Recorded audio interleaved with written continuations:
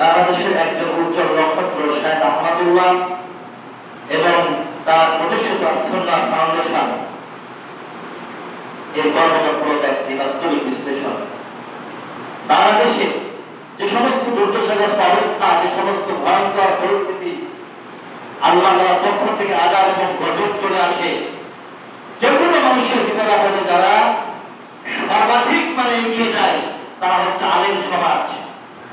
এর মধ্যে বাংলাদেশের একজন উজ্জ্বল নক্ষত্র শাহেদ আহমদুল্লাহ এবং তার আস-সুন্নাহ ফাউন্ডেশন, এই শাহেদ আহমদুল্লাহকে বাংলাদেশের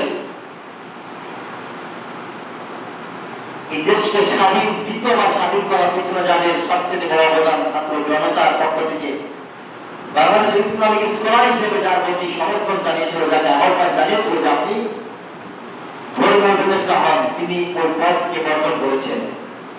আজকে বাংলাদেশের 90-95% আলেম যদি এই সুযোগ পায় যে রাষ্ট্রে এরূপ একজন পদ পাবো, সমস্ত আলেম সেই পদটি নেওয়ার জন্য প্রয়োজনে ঘুষ দেওয়ার চেষ্টা করবে, অধিকাংশ আলেম করবে।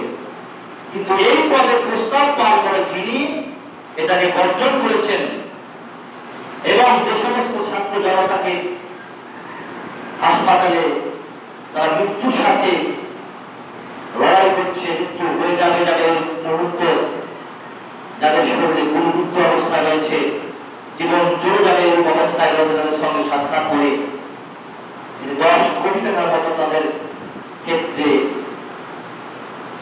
ব্যয় করার জন্য তিনি মনস্থ করেছেন।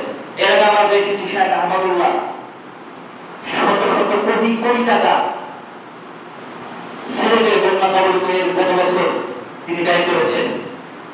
এই সমস্ত মানুষ দেশ এবং জাতির জন্য উজ্জ্বল নক্ষত্র, রহমত, যাদেরকে দেশ এবং বিদেশ থেকে মানুষ শত শত কোটি কোটি টাকা দেয়, যা মানুষ জানে যে সমস্ত মানুষের হাতে টাকা দিলে একটা টাকা লুট হওয়ার কোনো কারণ নেই, আমানত দেওয়া হবে, যাদেরকে দেওয়া হবে তাদের নিকট পৌঁছে দেওয়া হবে।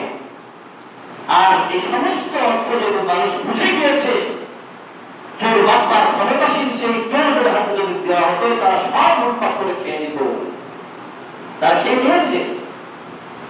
আজকে দ্বিতীয়বার স্বাধীনতা আমরা পেয়েছি এই বাংলাদেশ। আজকে হিন্দুত্ববাদী ভারত আমাদের উপর যে স্বাধীনতার সময় থেকে বর্তমান সময় পর্যন্ত যে জুলুম, নির্যাতন, নিষ্পেষণ, যে আগ্রাসন চালিয়েছে, লুটতরাজ করেছে, এদেশে হাজার হাজার কোটি কোটি টাকা তারা পাচার করে নিয়ে চলে গিয়েছে, তারা চক্রান্ত করেই যাচ্ছে। আল্লাহ চাইলে তাদের সমস্ত চক্রান্ত বর্ষা তাদের ধ্বংসের মতো অবশ্যই। আজকে তাদের যাবতীয় চক্রান্ত যখন রুদ্ধ হয়ে গিয়েছে, তখন তারা তাদের হাতিয়ার সেই বাঁধগুলো খুলে দিয়ে বাংলাদেশকে ডুবে দেওয়ার চেষ্টা করছে। আল্লাহ তাআলা রহমত থাকলে এতে অবশ্যই আল্লাহ সুবহানাহু ওয়া তাআলা বাংলাদেশের মুসলিমদেরকে, জনগণকে হেফাজত করবেন ইনশাআল্লাহ।